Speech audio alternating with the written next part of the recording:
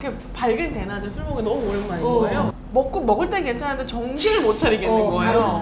밤에 먹을 때는 너무 고생했네. 다른 거죠. 아, 이게 낮에 먹으면 더 빨리 취하나요? 낮에 먹으면은 뭐 분해가 더 잘 안 되더라, 뭐 알코올에 대한 감수성 자체가 좀 높더라, 뭐 이런 여러 가지 설이 있거든요. 근데 제대로 된 연구는 없어요, 사실. 없어요. 가장 근데 경험상으로 제일 경험상 개인적으로 제일 의심이 되는 거는 원래 자기가 가지고 있던 습관 경험과 지금 외부 현실과의 괴리감이에요. 참을미를 하는 거는요. 이게 나는 정지했는데 계속 나는 움직이겠다고 이 전전기관에서 오류가 일어나거든요. 그 참을미를 하게 되죠. 마찬가지로 밖에가 밝아. 이상하네? 그런데 앞에 술은 있어. 더 먹어. 아니야, 은근히 과학적이야. 해가 떠 있으니까 아직 안전한 느낌이 또 들었을 것 같아요. 시간도 많으니까. 그리고 동의보감에는 술 마시고 해서는 안 되는 행동에 대한 언급들이 많이 있어요. 근데 술을 먹고 나서 배부른데 음식을 먹으면 피부병이 생긴다든지 아니면은 술 마신 후에 부부생활을 절대 하지 말라고 돼 있습니다. 왜냐하면 수명이 짧아진다. 왜요? 이제 그 전기를 소모하게 되기 때문에 수명이 짧아진다고 해서 굉장히 금기로 생각하고 있습니다. 한의학적으로도 피부 얘기하셨는데 사실 술과 피부가 또 굉장히 밀접한 관계가 있겠죠. 가장 먼저 떠오르는 건 어떤 게 떠오르세요? 뼈루지요. 네. 두드러기. 네. 자, 간지럽다. 네, 제일 큰 거는 건조하게 합니다. 피부를. 술을.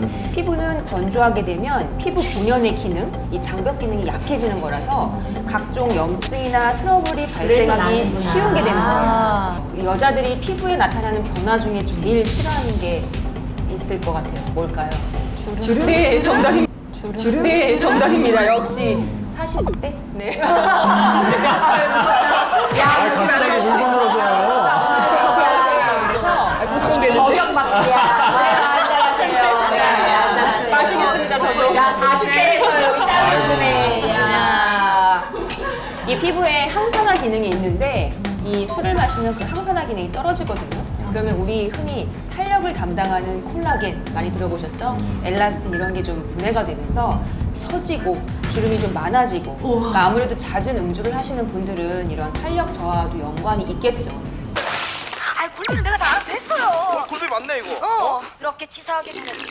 끼리 논다고 그걸 주는 애나. 요즘은 혼술이라 그래서 왜 퇴근하고 집에 와서 혼자. 우리 저희 신랑님께서 혼자 맥주 한 캔을 드시는 걸 좋아하십니다. 그러니까 그게 왜 이 삶의 낙인 분들도 되게 많잖아요. 혼자 그렇게 술 먹는 거 한 잔 정도는 괜찮지 않을까요? 아니요, 그게 되게 위험해요. 그래요? 그래요? 네.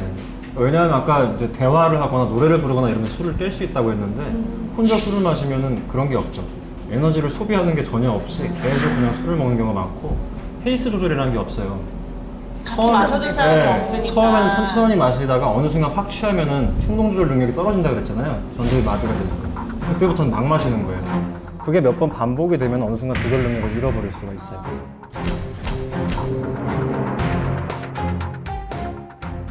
알코올이라는 물질 자체가 내성이 기본적으로 있기 때문에 내성이란 건 여러분들 항생제 애기들한테 먹이지 말라고 하잖아요. 맞아요. 내성이 생기기 때문이거든요. 근데 알코올이란 물질은 똑같아요.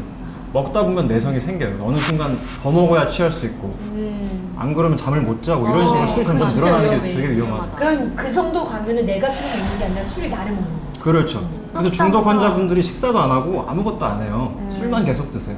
유일하게 나를 행복하게 하는 시간이에요. 여성이 더 중독이 되게 쉽다고 들었어요. 뭐 키친 드링크라고 해서 혼자 밥하다가 이제 설거지하면서 혼자 술하면서 속풀이하고 이러면서 점점 사회관계가 별로 없잖아요, 여자에 비해서. 이게 예전에는 이제 네. 대가족이었기 때문에 아이들이 학교에 가고 남편이 직장에 가도 다른 가족들하고 교류가 있었단 말이에요. 네. 근데 요즘은 여성분들 사회 진출을 왕성하게 하시고 활동을 막 하시다가 결혼을 하면 이제 거의 일을 못 하시죠. 아이를 낳고. 그러면서 육아에 전념을 하시다가 애들이 어느 순간 학교를 가고 남편이 이제 직장에 가고 자기 혼자 있는 텅 빈 공간이 되는 거죠, 집이라는 게. 그래서 빈 둥지 중년이 생겨요.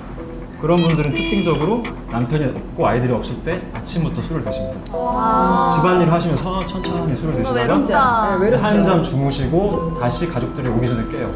그럼 가족들은 이제 모르는 경우가 많죠. 스루춘덕이는 어디서부터 어디까지가 스루춘덕이에요? 내성하고 금단 증상 딱 두 가지만 기억하시면 돼요. 기본적으로 술을 계속 드셨을 때 어느 순간 내가 술이 점점 늘고 있고 그 정도 술을 똑같이 먹었는데 난 안 취하고 있고 이러면 내성이 생겼다라고 일단 이해를 하시면 되고요. 금단 증상이란 거는 술을 계속 먹다가 어느 순간 내가 안 먹었는데 심장이 벌렁거리고 막 식은땀이 나고 손발이 떨리고 아유, 정교 잠을 못 자고 불안하고 우울하고 그게 이제 점점 심해집니다. 그러면 그때부터 내가 중독 아니야라고 의심을 좀 해주셔야 돼요. 근데 술만 드시는 분들은 다 너무 말랐어요. 그게 정말로 술을 먹으면 살이 찌는지. 일단은요, 정말 알코올 중독인 분들 있죠. 술만 먹는 사람들은 말랐어요. 왜요? 술은 칼로리가 상당히 높아요. 사실 높은데 문제는 얘는 저장이 되는 칼로리는 아니에요. 사용이 되는 칼로리라서 얘만 먹으면은 쉽게 말하면 살이 빠질 수도 있지만은 대신 이제 페인이 되죠. 완전히 뭐 망가지고 뭐 몸 상태 안 좋아지고 그런데 술 드시면은 살이 찌는 게 맞는 게 같이 먹는 음식들이 있잖아요. 그 같이 먹는 음식들이 얘가 에너지로 소비가 되니까 나머지 먹은 음식들은 저장이 되죠. 그리고 이 술이 이 몸에서 이 중성지방으로 변화되는 수치, 그러니까 지방으로 전환이 되는 그 비율도 높여져요. 지방분해도 막기도 하고. 그래서 술 드시면은 아무튼 다이어트에는 적인 거는 사실이에요.